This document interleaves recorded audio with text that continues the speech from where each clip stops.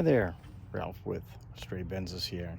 In tonight's mini episode, we're re-greasing the door hinges on an S-Class from 1986. Greasing the door hinges, you say? Yeah. The rear doors don't have grease nipples.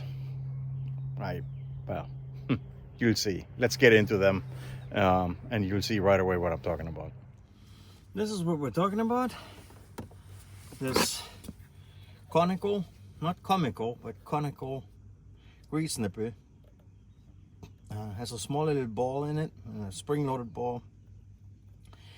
They don't have conventional Zerk fittings on this bad boy, and the lower one.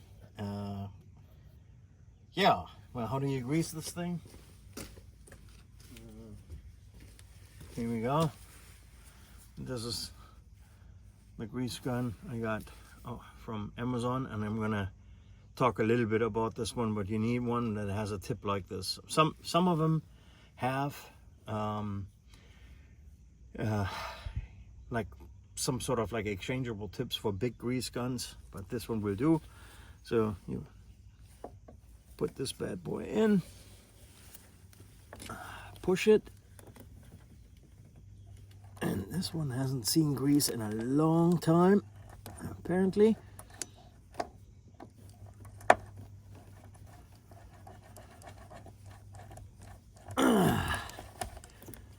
Here we're gonna let the air out of the fitting. That's part of the reason why I'm going to talk about this so-called grease gun here in a sec, once I got it reloaded. All right, I got the air out.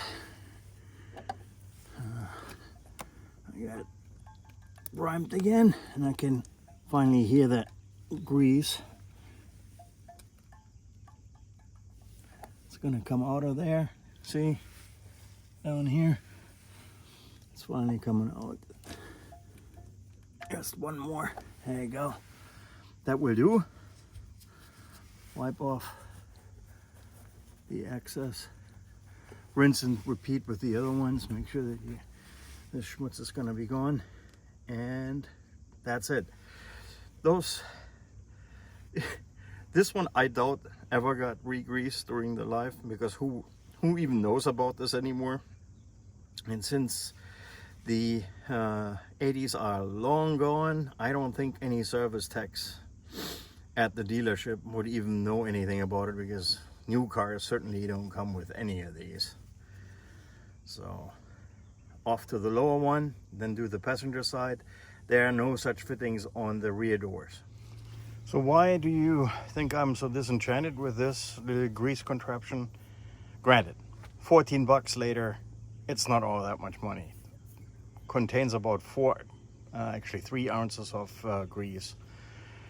You unscrew this bad boy, and then you just shove grease into it. There's no cartridge of sorts, and there's no way to let the air out. The only way is, and the instructions actually tell you to stick a screwdriver in there and to put the plunger, which is nothing more than a disc, a metal disc. So that's eventually grease is going to ooze out the back here. What a piece of crap. It does the job occasionally. After a couple of months, at least once a year, you should go ahead and squeeze a little bit of grease into the doors, especially if you drive a lot or open the doors a lot. Even if you don't, this is cheap insurance that the hinges keep working the way that they are, and that the doors don't sag, because they will close a little tougher. But yeah, so this plunger goes in. There you go. Squeezes the grease out, and if it stops coming, you need to push the plunger back in, which in essence, this makes it a three-hand. You need 3 hands to do this job. One to hold, one to push, and one to push the plunger in, which makes absolutely no sense to me. What a piece of junk. All right, that's another mini episode of stray Benzes in the books. Well, it's a small maintenance prevention or preventive maintenance item that you can do, so you don't have to mess with door hinges and the likes. Upcoming episodes, would love to hear from you, what kind of ideas you have. One follower pointed out, and it's like, hey Ralph, how about them headlight wipers? Well, how about them? There are a couple of quirks that I'm going to cover in an upcoming episode. And yeah, other than that, keep those old classic Benzes on the road.